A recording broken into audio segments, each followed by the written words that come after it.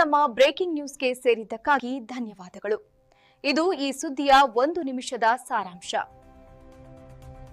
ಬಿಹಾರ್ನಲ್ಲಿನ ರಾಜಕೀಯ ಬಿಕ್ಕಟ್ಟು ಒಂದು ವಿಚಿತ್ರ ತಿರುವು ಪಡೆದಿದೆ. ಕಿಶನ್ಗಂಜ್ ಜಿಲ್ಲೆಯ ಬಹದ್ದೂರ್ಗಂಜ್ ಅಸೆಂಬ್ಲಿ ಕ್ಷೇತ್ರದ ಎಐಎಂಐಎಂ ಅಭ್ಯರ್ಥಿ ಮೊಹಮ್ಮದ್ ತೌಸಿಫ್ ಆಲಂ ಅವರ ನಾಮಪತ್ರ ಸಲ್ಲಿಕೆ ಕಾರ್ಯಕ್ರಮದಲ್ಲಿ ಭಾರೀ ಗೊಂದಲ ಉಂಟಾಗಿದೆ. ಗುರುವಾರ ಅಕ್ಟೋಬರ್ 16, 2025ರಂದು ನಡೆದ ಈ ಘಟನೆ ರಾಜಕೀಯ ಸಂದೇಶಕ್ಕಾಗಿ ಅಲ್ಲ, ಆದರೆ ಉಚಿತ ಬಿರಿಯಾನಿಗಾಗಿ ವೈರಲ್ ಆಗಿದೆ. 4 ಬಾರಿ ಶಾಸಕರಾಗಿದ್ದ ತೌಸಿಫ್ ಆಲಂ ಇತ್ತೀಚೆಗೆ ಅಸಾದುದ್ದೀನ್ ಒವೈಸಿ ನೇತೃತ್ವದ ಎಐಎಂಐಎಂಗೆ ಸೇರಿದ್ದರು. ಅವರು ತಮ್ಮ ನಾಮಪತ್ರ ಸಲ್ಲಿಕೆಗೂ ಮೊದಲು ತಮ್ಮ ಬೆಂಬಲಿಗರಿಗಾಗಿ ಫಾತಿಹಾ ಖಾನಿ ಮತ್ತು ಔತಣಕೂಟವನ್ನು ಆಯೋಜಿಸಿದ್ದರು. ಆದರೆ 2,000 ಜನರಿಗೆ ಸಿದ್ಧಪಡಿಸಿದ ಬಿರಿಯಾನಿಗಾಗಿ 10,000ಕ್ಕೂ ಹೆಚ್ಚು ಜನರು ಜಮಾಯಿಸಿದ್ದರಿಂದ ಪರಿಸ್ಥಿತಿ ಸಂಪೂರ್ಣವಾಗಿ ಕೈಮೀರಿ ಹೋಗಿದೆ. ವೈರಲ್ ವಿಡಿಯೋಗಳಲ್ಲಿ ಬೆಂಬಲಿಗರು ಬಿರಿಯಾನಿ ಪ್ಲೇಟುಗಳನ್ನು ಕಸಿದುಕೊಳ್ಳಲು ಆಕ್ರಮಣಕಾರಿಯಾಗಿ ತಳ್ಳಾಡುತ್ತಾ ಹೊಡೆದಾಡುತ್ತಾ ಇರುವುದು ಕಂಡುಬಂದಿದೆ. ಆ ಪ್ರದೇಶದಲ್ಲಿ ಕಾನೂನು ಮತ್ತು ಸುವ್ಯವಸ್ಥೆ ಸಂಪೂರ್ಣವಾಗಿ ಹದಗೆಟ್ಟಿತ್ತು. ಈ ನೂಕುನುಗ್ಗಲು ಚುನಾವಣೆಯಲ್ಲಿ ಉಚಿತ ಕೊಡುಗೆಗಳು ಅಂದರೆ ಫ್ರೀ ಬೀಸ್ ನೀಡುವುದು ಮತ್ತು ಮಾದರಿ ನೀತಿ ಸಂಹಿತೆಯ ಉಲ್ಲಂಘನೆ ಬಗ್ಗೆ ಪ್ರಶ್ನೆಗಳನ್ನು ಎತ್ತಿದೆ. ಶ್ರೀ ಆಲಂ ಅವರು ಈ ಭೋಜನವನ್ನು ದೇವರ ಪ್ರಸಾದ ಎಂದು ಬಣ್ಣಿಸಿದ್ದರು.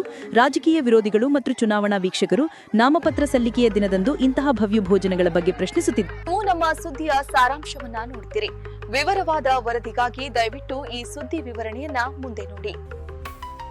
ಕಿಶನ್ಗಂಜ್ನ ಬಹದ್ದೂರ್ಗಂಜ್ನಲ್ಲಿ ಎಐಎಂಎಂ ಅಭ್ಯರ್ಥಿ ಮೊಹಮ್ಮದ್ ತೌಸಿಫ್ ಆಲಂ ಅವರ ನಾಮಪತ್ರ ಸಲ್ಲಿಕೆ ಸಮಾರಂಭದಲ್ಲಿ ಗುರುವಾರ ಅಕ್ಟೋಬರ್ 16, 2025ರಂದು ನಡೆದ ಇತ್ತೀಚಿನ ಬಿರಿಯಾನಿ ಗೊಂದಲ ಕೇವಲ ಒಂದು ಅಸ್ತವ್ಯಸ್ತತೆಯ ವಿಡಿಯೋವಲ್ಲ.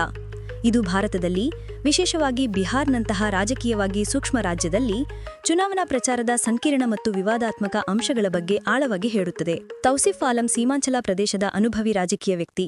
ಅವರು 2005ರಿಂದ 2020ರವರೆಗೆ 4 ಬಾರಿ ಬಹದ್ದೂರ್ಗಂಜ್ ಶಾಸಕರಾಗಿ ಸೇವೆ ಸಲ್ಲಿಸಿದ್ದಾರೆ, ಮುಖ್ಯವಾಗಿ ಕಾಂಗ್ರೆಸ್ ಪಕ್ಷದ ಮೂಲಕ.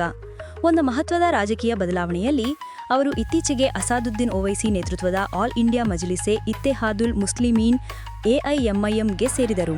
ಎಐಎಂಐಎಂ ಅಲ್ಪಸಂಖ್ಯಾತ ಜನಸಂಖ್ಯೆ ಹೆಚ್ಚಿರುವ ಸೀಮಾಂಚಲ ಪ್ರದೇಶದಲ್ಲಿ ತನ್ನ ಸ್ಥಾನವನ್ನು ಗಟ್ಟಿಪಡಿಸಲು ಪ್ರಯತ್ನಿಸುತ್ತಿದೆ. ಹಾಗಾಗಿ ಆಲಂ ಅವರ ಸ್ಪರ್ಧೆಯು ಪಕ್ಷಕ್ಕೆ ಒಂದು ಪ್ರಮುಖ ಹೆಜ್ಜೆಯಾಗಿದೆ.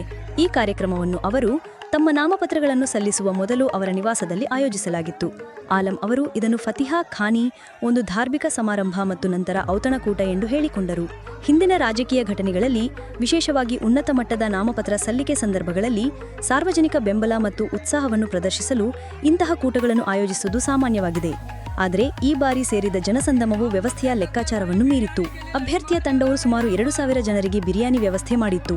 ಆದರೆ ವರದಿಯ ಪ್ರಕಾರ ಹಾಜರಾತಿ ಈ ಸಂಖ್ಯೆಗಿಂತ 10 ಪಟ್ಟು ಹೆಚ್ಚು, ಅಂದರೆ 10,000ಕ್ಕಿಂತ ಹೆಚ್ಚು ಜನರು ಸೇರಿದ್ದರು. ಇದರಿಂದ ಪರಿಸ್ಥಿತಿ ಸಂಪೂರ್ಣವಾಗಿ ನಿಯಂತ್ರಣ ತಪ್ಪಿತು. ಬಿರಿಯಾನಿ ಪಾತ್ರೆಗಳನ್ನು ಉರುಳಿಸಿ ಹತಾಶೆಯಿಂದ ಆಹಾರ ಕಸಿದುಕೊಳ್ಳಲು ಜನರು ಆಕ್ರಮಣವಾಗಿ ಹೋರಾಡುತ್ತಿರುವ ದೃಶ್ಯಗಳು ವೈರಲ್ ಆಗಿವೆ. ಈ ಘಟನೆಯು ಅನೇಕ ಹಂತಗಳಲ್ಲಿ ಪರಿಣಾಮ ಬೀರುತ್ತದೆ. ಮೊದಲನೆಯದಾಗಿ, ತಕ್ಷಣದ ಪರಿಣಾಮವು ಮಾದರಿ ನೀತಿ ಸಂಹಿತೆಯ ಉಲ್ಲಂಘನೆಯ ಆರೋಪವಾಗಿದೆ.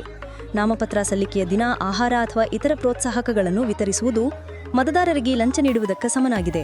ಚುನಾವಣಾ ಆಯೋಗ ಮತ್ತು ಪ್ರತಿಸ್ಪರ್ಧಿ ಪಕ್ಷಗಳು ಖಂಡಿತವಾಗಿಯೂ ಈ ವಿಷಯವನ್ನು ಚುನಾವಣಾ ಆಯೋಗದ ಮುಂದೆ ತರುವ ನಿರೀಕ್ಷೆಯಿದೆ.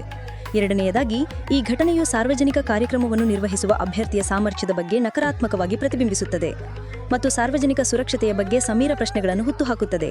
ಒಂದು ಪ್ಲೇಟ್ ಬಿರಿಯಾನಿಗಾಗಿನ ಇಂತಹ ಹತಾಶೆಯು ಆ ಕ್ಷೇತ್ರದ ಜನರ ಆರ್ಥಿಕ ವಾಸ್ತವತೆಯ ಬಗ್ಗೆಯೂ ದುಃಖಕರವಾಗಿ ತಿಳಿಸುತ್ತದೆ.